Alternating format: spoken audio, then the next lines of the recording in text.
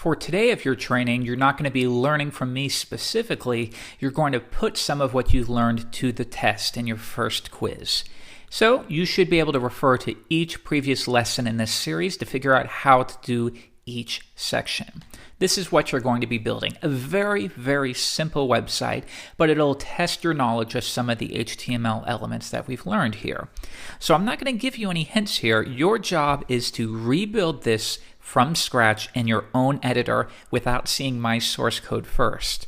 But I'll give you a couple tips here. When creating your own website and deciding what elements to use, it's helpful to describe what each section is.